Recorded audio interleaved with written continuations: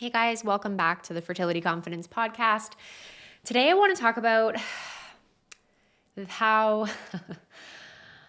you can be doing everything right and still get a negative pregnancy test. And if that makes you go, ugh, I feel ya, okay?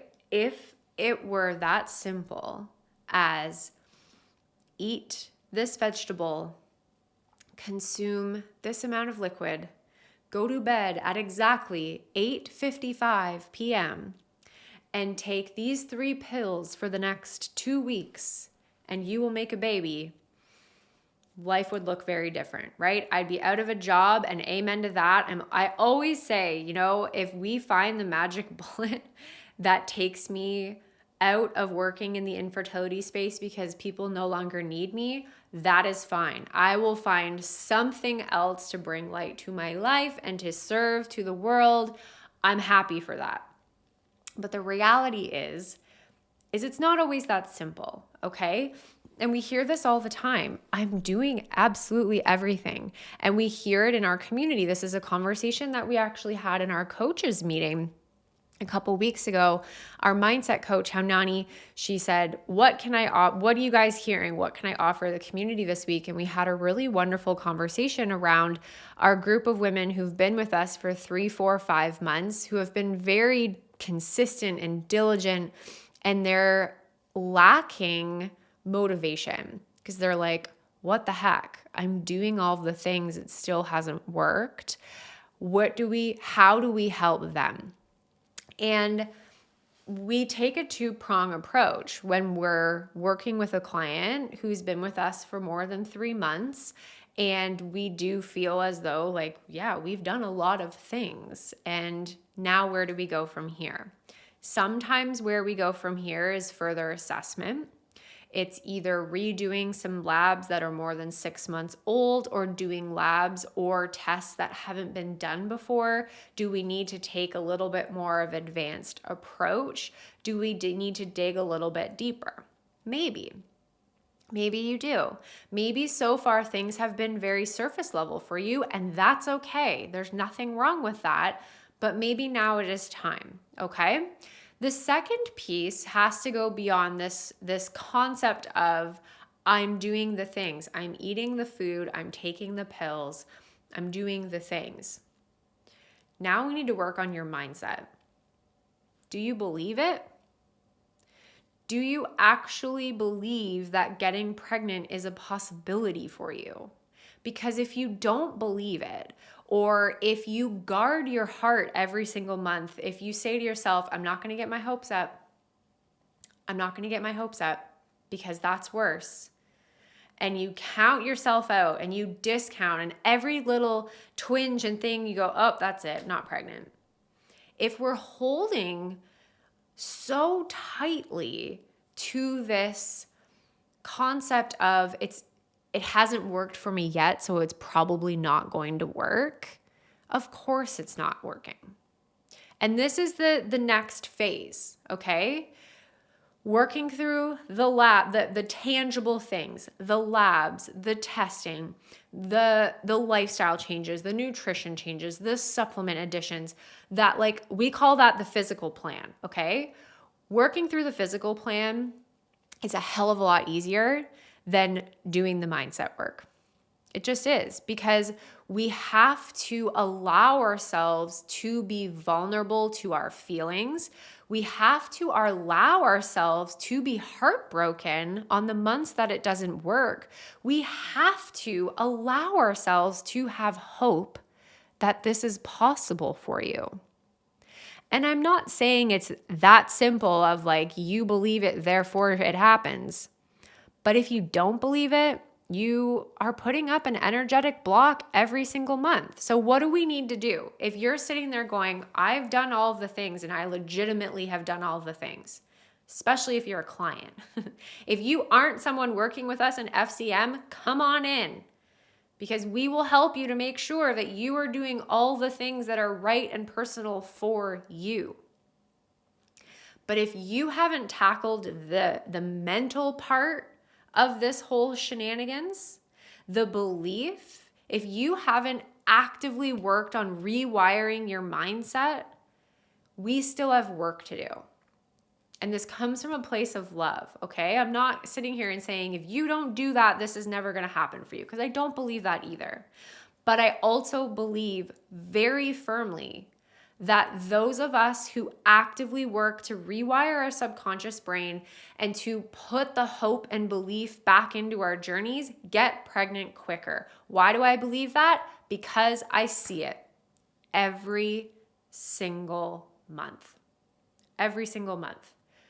The women who come in and feel joy and excitement and hope and belief again, they are the women that are getting pregnant 2 or 3 months into working with us. And the women that are still struggling to allow themselves to actually feel their emotions, both good and bad, it takes us a little bit longer, unfortunately. So I want you to really sit with that today, this week, or the weekend, wherever you are. If you need a little bit of time, I want you to really sit with this concept of how can I bring hope back in? And maybe you need to start with it not being hope and excitement about your fertility journey, but hope and excitement about something else. Like, let yourself feel all the feelings, the positive and the negative. But more importantly, I want you to bring that level of optimism that you had in the first, maybe second month of trying, that you have bashed down to the deep bowels of your soul out of fear of being disappointed. And if this is you, if I'm speaking to you right now, I want you to know that there is no shame in how you've been guarding your heart. There's no shame. I promise you, every single person who has been walking on a fertility journey has done it or is in the thick of it with you, myself included. I remember saying, I'm not going to get my hopes up. I'm not going to get my hopes up, especially when I was trying for Nyla, for our second, because at that point, I was working in the infertility space. I had had a particularly hard year with my clients and loss, a lot of miscarriage in the months leading up to us making the decision that it was maybe time to grow our family if we were so lucky to do so. And I remember saying, like, I'm just not even going to think about it. This is not happening. We will just try. I'm just going to do the things that I've been doing to support my body, but I'm not going to get my hopes up because I don't want to be disappointed. And when I found out I was pregnant with Nyla, I did not believe it, which is very common, I feel. But for me, with my son, when I got pregnant with Cole, I was so fucking sure I didn't even need to take a pregnancy test. Truthfully, I was like, I am pregnant. He is here, and this is awesome. And I took a test on my birthday in the morning, which was very risky way to start my day. And it was positive, and I was like, absolutely yes. Like, I wasn't even excited because I just knew. But with Nyla, that's not how things went.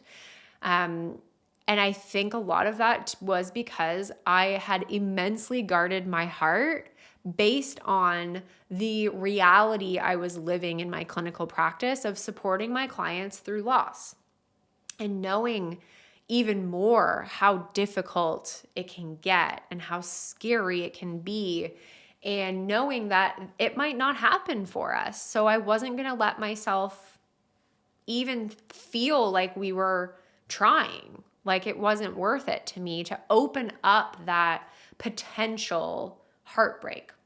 So when I actually got a positive test with Nyla, which I truthfully, if I'm being honest, only tested because we were heading up to the cottage, and I was like, well, if I'm going to get my period, I'm going to get it on Sunday, but I better just take a test so that if I want to have a glass or two of wine, like I don't if I am pregnant. Peed on the stick, put it on the counter, went back, was feeding Cole, got distracted, forgot about it, went back, looked at it, and was like, oh, it's negative, threw it in the garbage. And then my brain was like, wait a second, picked it up out of the trash and saw that it actually wasn't negative, it was positive. But I was so sure, like I was so in denial that it was even happening that I barely even registered. I then took about 10 pregnancy tests over the next 3 days, still saying to myself, there's like, I was ready for the worst the whole time. I did not let myself be excited or feel joy or anything until probably about 8 weeks of pregnancy. And at that point, I knew very well I was pregnant because I was sick and dying. But in that moment, in those early weeks, that is actually when I realized I needed to go to therapy. And it was my first experience with therapy. It was a terrible experience, and maybe that is a topic for another time. What a great episode. I'm actually going to record that one right after this one. I'll share my first therapy experience with you guys because it was terrible. But I realized like, wow, I've got a lot of baggage to work through based on the experiences I've had with my clients.